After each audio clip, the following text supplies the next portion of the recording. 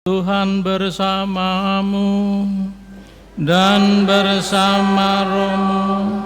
Inilah Injil Yesus Kristus menurut Lukas. Dimuliakanlah Tuhan. Dalam perjalanannya ke Yerusalem, Yesus menyusur perbatasan Samaria dan Galilea. Ketika ia memasuki suatu desa, datanglah 10 orang kusta menemui Yesus. Mereka tinggal berdiri agak jauh dan berteriak, "Yesus, Guru, kasihanilah kami." Yesus lalu memandang mereka dan berkata, "Pergilah, perlihatkanlah dirimu kepada imam-imam." Sementara dalam perjalanan mereka menjadi sembuh. Salah seorang dari mereka ketika melihat bahwa ia telah sembuh, kembali sambil memuliakan Allah dengan suara nyaring, lalu sujud di depan kaki Yesus dan mengucapkan syukur kepadanya. Orang itu adalah orang Samaria.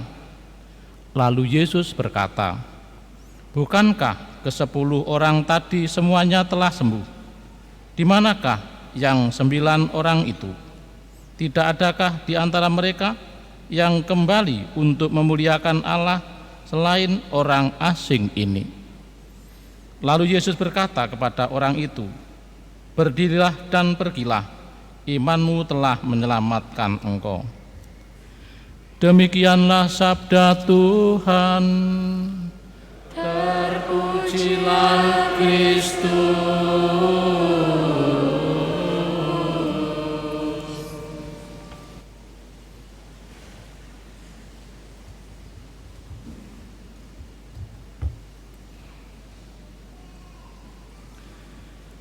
Suster, Bapak Ibu yang terkasih, kita masuki minggu yang ke-28, sebentar lagi kita akan masuk masa Advent. Namun pada hari ini kita diajak merenungkan untuk bersyukur, berterima kasih di dalam segala hal. Kita diajari setiap mulai kecil, kalau kita mendapatkan sesuatu, ayo mengucapkan terima kasih.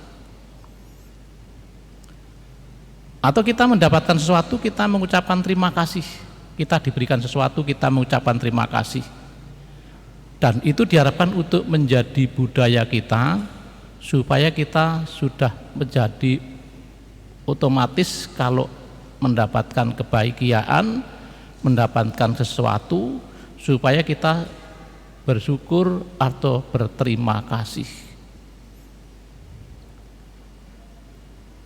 Kita seringkali tidak mudah ternyata untuk mengucapkan syukur dan terima kasih. Mungkin kalau kita melihat kepada orang lain itu menyenangkan, tidak menjengkelkan, maka kita mengucapkan terima kasih. Kalau kita diberikan sesuatu, kita dipuji, kita semacam dihargai, atau kita mendapatkan hadiah, kita mengucapkan terima kasih.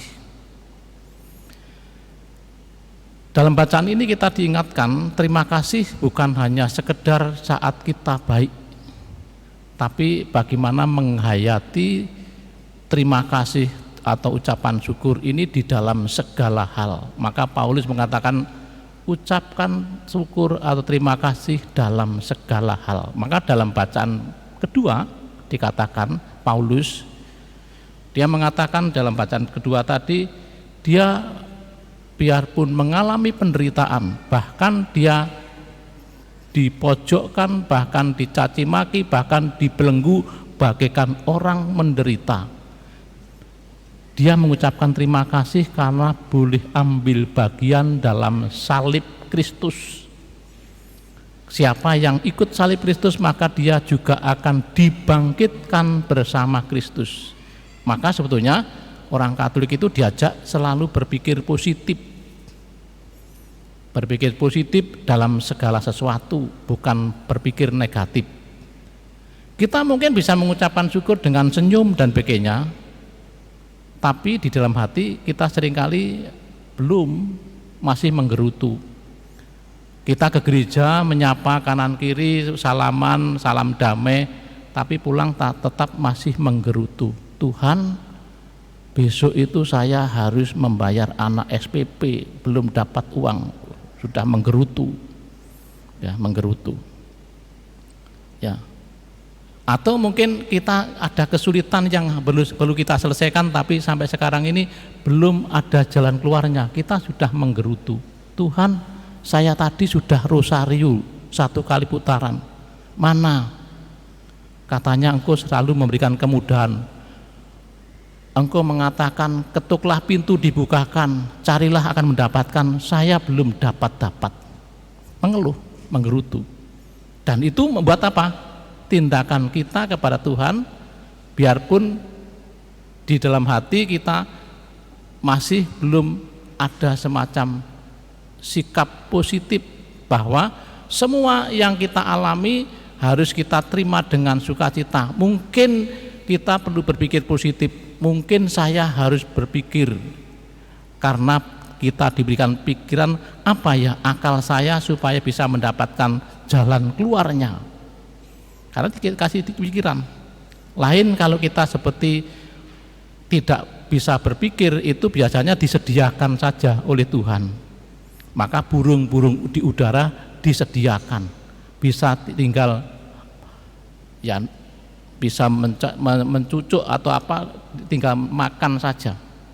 Yang lain juga di situ ada disediakan, dan makannya dia juga tidak milih, yang ditemukan di situ dimakan. Tapi kan kita karena ada pikiran, ada hati, makan saja milih. Biarpun ada makanan seringkali wah ndak nafsu. Ya ndak nafsu. Yang ada di situ bukan menjadi ucapan syukur, tapi biasanya orang yang bagian menyediakan dimaki-maki, dimarahi. Setiap hari kok disediani tempe terus, membuat tekanan darah tinggi. Nah, ya, itu yang terjadi. Karena di sini tidak bersyukur, biarpun itu yang sudah menyediakan sudah berjuang, namun kita seringkali masih menggerutu. Maka hari ini kita diajak belajar supaya di sini digambarkan tadi ada seorang 10 orang yang sakit kusta datang kepada Yesus, lalu dia berseru. Dia mengatakan, Tuhan, sembuhkanlah aku. Guru, Yesus, kasihanilah aku. Maka di situ Yesus mulai pergilah ke imam-imam kepala. Maka di situ dalam perjalanan dia mendapatkan kesembuhan. Yesus tidak memberikan jawaban kamu sembuh enggak, tapi disuruh untuk pergi ke imam-imam kepala, mengucapkan syukur ke sana. Dalam perjalanan ternyata dia disembuhkan. Maka di dalam kehidupan kita seringkali juga demikian, kita mungkin memohon sesuatu tapi juga tidak langsung diberikan apa yang kita mohon, tapi bisa berupa yang lain. Namun itu mestinya harus kita pikirkan bagaimana bisa itu menjadi sesuatu yang sesuai yang kita pikirkan. Maka disinilah kita diajak belajar sebagai orang yang percaya kepada Kristus, yang kita meyakini Kristus dan menerima Yesus sebagai juru selamat. Maka segala kesulitan janganlah menjadi beban atau bencana, tapi kita diharapkan untuk selalu berpikir positif, supaya diberikan jalan keluarnya, lalu kita akan menemukan jalan yang kita inginkan. Maka hari ini kita bersyukur kepada Tuhan di dalam segala hal, bukan hanya segala kesulitan atau segala yang kita dapatkan, tapi dalam segala kesulitan kita juga belajar untuk bersyukur, sehingga disitulah kita akan menjadi anak-anak Allah yang berkenan di hatinya. Berkat Tuhan menyertai kita semua. Amin.